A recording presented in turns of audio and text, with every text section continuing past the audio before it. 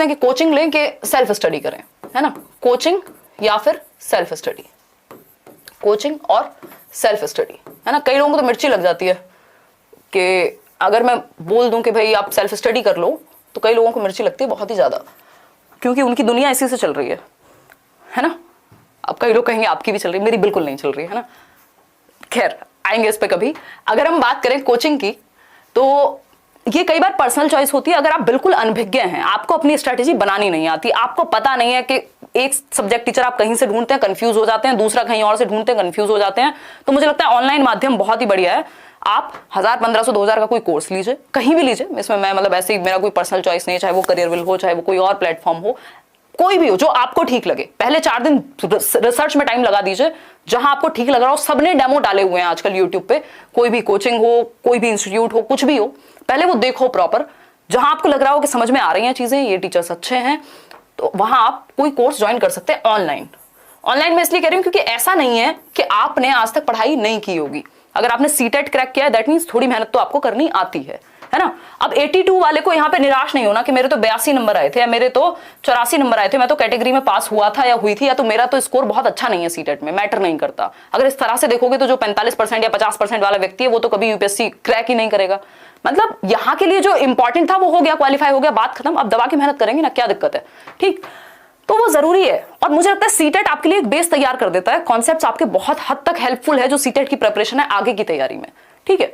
तो ये जो ऑनलाइन कोई भी कोर्स लिया, बहुत ही मिनिमम कॉस्ट में लिया, और उसको बैठ के एक बार सारे नोटबुक बना लिए, अलग अलग सब्जेक्ट के नोट्स बना लिए, खुद से सारे वीडियोस देख लिए। एक्चुअली होता क्या है, हम ले लेते हैं कोर्स, फिर हमें कुछ दिन बाद मजा नहीं आता, हम देखना छोड़ देते हैं, तो वो व्यर्थ गया। क्योंकि टीचर्स में ज्यादा अंतर नहीं है। अगर आपने चूज करके समझ करके एक्सपीरियंस या अच्छे टीचर्स चुने हैं, तो एक बार उन पर विश्वास करो, फिर अंत तक पूरा कोर्स देखो, सारा कोर्स निपटाओ, अपना अलग अलग नोटबुक्स रजिस्टर बनाओ और उसमें नोट्स बना करके अपनी तैयारी साइड रख लो और वहीं से पढ़ना है जब भी जरूरत पड़ेगी।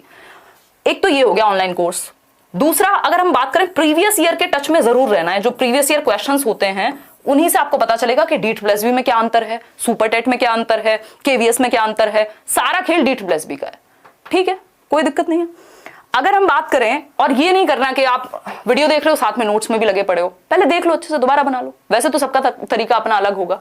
तो ये जो कोर्स आपने देखा है, मान लीजिए 2 महीने में, 3 महीने में, जब भी आपने कवर कर लिया, फिर अगले 3 महीने पूरी तरह से सेल्फ स्टडी में जुट जाना है। अगर आप ये नहीं कर रहे हैं, आपको लगता है कि आप अपनी तैयारी खुद कर सकते हैं, अपनी स्ट्रैटेजी खुद बना सकते हैं, तो उस केस में यूट्यूब पे फ्री में इतनी चीजें अवेलेबल हैं कि आपको बस चूज करना है कि यार पेडागोजी हिमांशी से पढ़नी है, फलाना सब्जेक्ट किसी और से पढ़ना है, ये कहीं और से पढ़ना है। और ऐसा नहीं है, कोई भी लर्नर अगर पढ़ता है आज की डेट में, ऐसा नहीं होता कि वो सिर्फ एक जगह पढ़ेगा, वो ऑनलाइन में ढूंढ लेता है, उसको जो टॉपिक जहां से समझना होता है वो समझ लेगा। लेकिन इस चक्कर में भटक नहीं जाना।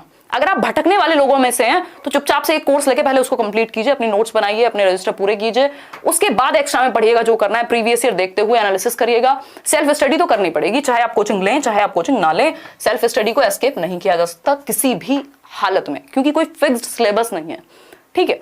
तो ये सेल्फ स्टडी की अगर हम बात करें तो अगेन यहां आप सबसे पहले सिलेबस देख सकते हैं जिस भी एग्जाम को आप टारगेट कर रहे हैं, ठीक है। देखो, इसमें बहाना नहीं होना चाहिए कि DEET+B की तैयारी करूं कि KVS की करूं, दोनों की कर लो भाई। आपको पता है रीजनिंग सब जगह आएगी, मैथ्स, बेसिक मैथ्स सब जगह आएगा, हिंदी सब जगह आएगी, इंग्लिश सब जगह आएगा, GS भी आएगा। GS ठीक है, लेकिन आज की डेट में हम इग्नोर नहीं कर सकते, तो उस केस में at least Hindi, English, reasoning, maths, ये सब्जेक्ट्स तो बहुत अच्छे कर ही लेना है, साथ में पेडागोजी भी, तो ये तो सब जगह काम आएगा। बस आपको उस पेपर के अनुसार किस चीज को ज्यादा वेटेज देनी है, वो पेपर आने के टाइम पे या उससे पहले अपना हिसाब बना के रखना। तो वो जो सिलेबस है उसको ध्यान में रखना है, साथ में प्रीवियस ईयर क्वेश्चन। अफवाहों पे ध्यान नहीं देना। मैं देखती हूँ कुछ लोग, ना तो उनको लर्नर्स की भलाई से कुछ है, उन्हें कोई फर्क नहीं पड़ता, वो अपने तरीके से बदलते हैं, अपने जो उनके वर्ड्स है ना वो अपने तरीके से बदल देंगे कि हाय रे बहुत मुश्किल है, या सब गलत पढ़ा रहे हैं, या सब ये कर रहे हैं, सब वो कर रहे हैं। मतलब वो आप उन पर भरोसा नहीं कर सकते। आपको या तो एनालिसिस करना पड़ेगा। आज की डेट में ढंग का टीचर मिल जाए ना जिस पर सच में विश्वास किया जा सके, बहुत बड़ी बात है, नहीं तो मुस्कुरा के बातें सब कर रहे हैं, ठीक। तो उस केस में क्या है कि आपको प्रीवियस ईयर क्वेश्चन सिलेबस से ये आइडिया लगाना पड़ेगा कि पिछले 2 साल में या 6 महीने में जो इसका पैटर्न है, या फिर एक और तरीका है इंटरव्यू देखना। अब इंटरव्यू भी अलग अलग तरीके से मिलते हैं, हम में से सब जानते हैं ये बात कि कई बार फेयर नहीं होते इंटरव्यूज, या कई बार पेड भी हो जाते हैं, कई बार 70 चीजें हो जाती हैं, वो सबका अपना पर्सनल मैटर। बट अगर आप देख रहे हैं इंटरव्यू तो आपको पता लग जाएगा इंसान सच में आपको हेल्प करने के लिए बता रहा है या सिर्फ अपने प्रमोशन के लिए बात हो रही है ना। तो उस केस में आप इंटरव्यूज देख लीजिए। लेट्स लर्न पे भी कुछ पड़े हुए हैं, और मतलब ये तो एक तरह से कह सकते हैं कि आप विश्वास कर सकते हैं लेट्स लर्न के जो इंटरव्यूज हैं। आज तक एक सिंगल किसी को भी ये नहीं कहा गया कि कोई लालच दे के या कुछ भी कि आ जाओ यार, है ना, बात करते हैं। आप देखेंगे आपको हेल्प मिलेगी, चाहे वो रीट के लिए इंटरव्यू हो, चाहे वो सीटेट के लिए इंटरव्यू हो, चाहे वो केवीएस के लिए इंटरव्यू हो, या आगे आने वाले और इंटरव्यूज हो। तो आप कहीं भी देखिए, लेट्स लर्न पे देखिए, कहीं भी देखिए, बस आपको ये देखना है जो व्यक्ति ने एग्जाम निकाला है वो सच में आपको काम की बातें बता पा रहा है या नहीं बता पा रहा है। और एक नहीं 70 देख लीजिए, फ्री तो है, तो उससे आपको आइडिया लग जाएगा कि आपकी स्ट्रेटेजी कैसी रहेगी। तो जिसने वो एग्जाम निकाला है उसके interviews, previous year questions, syllabus, फिर आप कहां कमजोर हैं या आप कहां, आपकी स्ट्रेंथ क्या है। पेडागोजी से आप बच नहीं सकते, पेडागोजी की तैयारी आपको दबा के करनी पड़ेगी, है ना। और जो मेन सब्जेक्ट्स बताए हैं वो भी ठीक। ये एक बेसिक सी बात हो गई। Self study plus coaching. Coaching कर भी ली ना आपने, 3 महीने 2 महीने ऑफलाइन की हो ऑनलाइन की हो, वो आपका अपना पर्सनल मैटर है। अगर आप बहुत ही खुद को पिछड़ा हुआ मानते हैं, आपको लगता है ऑफलाइन बैठ के 4 लोगों के साथ अच्छा समझ में आएगा, पैसे की दिक्कत नहीं है, तो फिर आप वो कर लीजिए, है ना। ये सबके लिए पर्सनल कॉल है आपकी, आपको अपनी स्थिति देखनी है और उसके बेसिस पे डिसाइड करना है। कई लोग तो जॉब करते हैं, कई लोगों के बच्चे हैं, कई लोगों की जिम्मेदारियां हैं, वो नहीं जा सकते ऑफलाइन, तो उस केस में आप ऑनलाइन ले लीजिए। ये अगर अच्छे से कंप्लीट कर लिया तो एक कॉन्फिडेंस आपको आने लगेगा। ये तो काम आपको फिर भी करना है, सेल्फ स्टडी को एस्केप कोई नहीं कर सकता, ठीक है। वो आपके लिए स्कैप फोल्डिंग का काम कर देगी कोचिंग, या हेल्प का काम कर देगी शुरुआत में, बट आपको अंदर तो जाना पड़ेगा। मतलब वो आग का दरिया डूब के पार होगा, मतलब देखना तो पड़ेगा। बहुत सारी चीजें ऐसी होंगी जो आपने कोचिंग में नहीं पढ़ी होंगी, या कुछ तो एटलीस्ट ऐसी होंगी प्रीवियस ईयर से पता लगेगा। तो ये मेरा अपना एक पॉइंट ऑफ व्यू था जिसको आप ध्यान में रख सकते हैं। इसके अलावा एक डेडलाइन दे दीजिए खुद को, एक डेडलाइन दे दीजिए। एक तो डेडलाइन हो गई आपकी फर्स्ट डेडलाइन, जो मैं कहती हूं कि आप 6 महीने लग के तैयारी कीजिए। दुनिया भूल जाइए, शादी में मत जाइए, किसी की दोस्त से मिलिए, कम मिल लीजिए, वीकेंड्स पे मिल लीजिए, एक दिन फ्री रख लीजिए अपना, बाकी के 6 दिन बिल्कुल घिसा के मेहनत करनी है ना।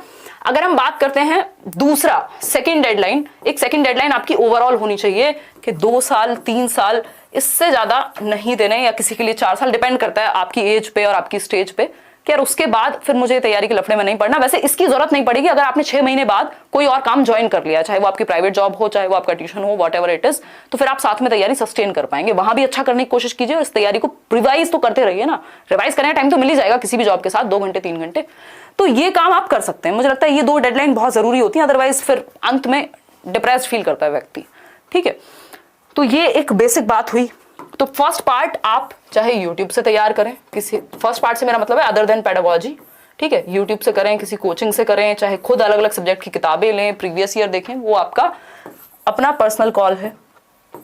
सेकंड पार्ट की अगर मैं बात करूं तो सेकंड पार्ट में लेट्स लर्न पे बहुत सारी चीजें हैं, 4-4 घंटे के मैराथन्स हैं, 60 लाख लोगों ने, मतलब टीचिंग की कोई वीडियो शायद पहली बार हो जो 60 लाख लोगों ने देखी हो, 6 मिलियन, ठीक। तो वो पेडागोजी मैराथन एक बार जरूर देख लें अगर आपको इंटरेस्ट नहीं है तब भी, क्योंकि पेडागोजी को अच्छा बनाना पड़ेगा, ठीक। इसके अलावा फिर भी आपको लगता है कि भाई डेली बेसिस पे पढ़ाई करनी है, तो आप चाहे अभी मतलब बैचेस में ज्वाइन कर लीजिए, कोई दिक्कत नहीं है उस चीज में। क्यों नहीं दिक्कत? क्योंकि इतनी मिनिमम फीस है, आप 4 किताबें लेने जाएंगे तो भी वो आपकी मतलब उससे बेटर हो जाएगा। तो पेडागोजी के लिए सिंपली है तो नोट्स बना लीजिए। पेडागोजी की ये नोट्स की बुक है, प्रमोशन कर रही हूँ बट अच्छी चीज है तो प्रमोशन करूंगी ना। तो पेडागोजी क्या ये नोट्स की बुक आई है, इसको बैठ के पढ़ लीजिए। अगर कोर्स नहीं भी लेना है तो 200-250 की बुक है, पूरा सब कुछ मतलब आपको मिल जाएगा ऑलमोस्ट। न्यू एजुकेशन पॉलिसी हुआ, जो भी एक ओवरव्यू आपको मिल जाएगा। एक बार गो थ्रू तो होना पड़ेगा, 4 किताबें खरीद लीजिए, कोई दिक्कत नहीं, बट उनको पढ़िए पूरा, ठीक। तो पेडागोजी के लिए वैसे तैयारी कर सकते हो, ये अमेजॉन फ्लिपकार्ट दोनों पे अवेलेबल है। तो मुझे लगता है ये एक चीज थी जो मुझे आपके साथ शेयर करनी थी।